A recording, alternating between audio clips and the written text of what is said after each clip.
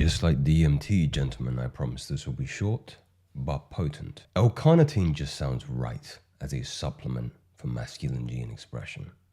There is so much evidence I will demonstrate that it has utility to be just as effective as testosterone, androgen optimization, fat loss, and depression mitigating. It is also known as L-Carnitine.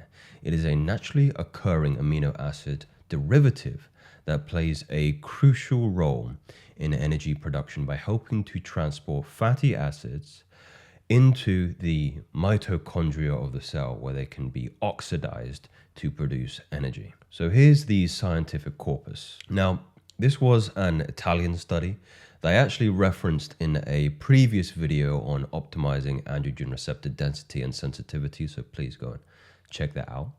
But it suggests that L-carnitine supplementation may be as effective as testosterone in enhancing male vitality and libido. Now, the administration is approximately 2,000 milligrams per day, both of propranolol, L-carnitine, and L-carnitine in general.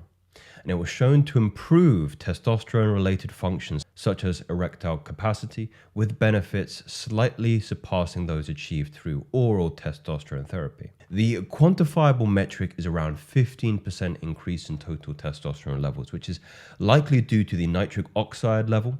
So the boosting of nitric oxide actually directly parallels increasing testosterone levels. Nitric oxide and testosterone seem to have this kind of inexorably linked relationship. So higher nitric oxide levels typically relates to better testosterone synthesis in males' testicles. Additionally, it restores luteinizing hormone, which in men is this hormone that produces and controls testosterone production. Testosterone is made in the Leydig cells, or more colloquially known as your testicle, more colloquially your balls. And carnitine exerts a protective effect on your crown jewels. Studies have demonstrated that individuals with depressed testicular function, supplementation with L-carnitine enhances the recovery of serum sex hormone levels, including LH, luteinizing hormone, with the results to benefit testosterone production, sperm count, and overall sperm motility. So there seems to be more utility for individuals who have damaged themselves sexually due to perhaps overuse. And as a consequence, L-carnitine might be a particular supplement you lean towards. But there is more.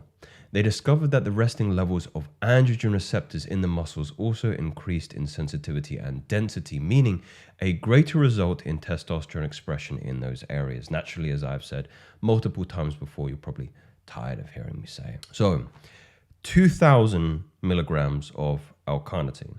Now, I do get a lot of pushback, maybe more recently, regarding the amounts of supplements I'm talking about. I'm not saying these should all be on your stack. I should actually think that you should source much of the the features of the supplements in your nutrition, in your food. You can't supplement your way out of a poor diet. Now, you can source L-carnitine in meat and in dairy, but the trouble remains that the average daily intake is 145 milligrams. So 145 milligrams, 2,000 in studies that show demonstrations of results in androgen receptor sensitivity and increased testosterone levels, approximately 15%. You see the trouble. Now, there are even more benefits to this actually. So L-carnitine's role is to transport long-chain fatty acid. This is the primary role.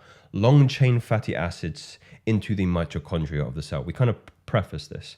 Now, once inside the mitochondria, these fatty acids actually oxidize to produce energy, which is crucial for utilizing kind of stored fat as a source of fuel, especially during exercise. So by increasing the availability of fatty acid for oxidization, L-carnitine can actually enhance the body's ability to kind of burn fat. And this is proven to have some weights, several studies, pardon the pun there, and meta-analysis have shown that L-carnitine supplementation can lead to modest reductions in body weight, body mass, BMI, and, more particularly fat mass. It was more prevalent in individuals who are overweight and obese because, well, they have a lot to spare. You can think of this more simply as L-carnitine allows you to burn fat and utilize fat more effectively.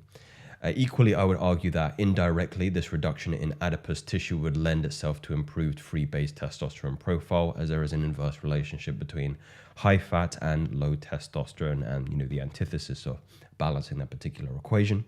I will also add, finally, there's some evidence to suggest that it relieves depression, which in turn lowers testosterone. I mean, you talk about the inverse relationship of cortisol and testosterone, and well, it seems that there's merit in L-Carnitine and a lot of objective data to suggest that you should really, really consider this. And these aren't theories, these are facts. Speak soon.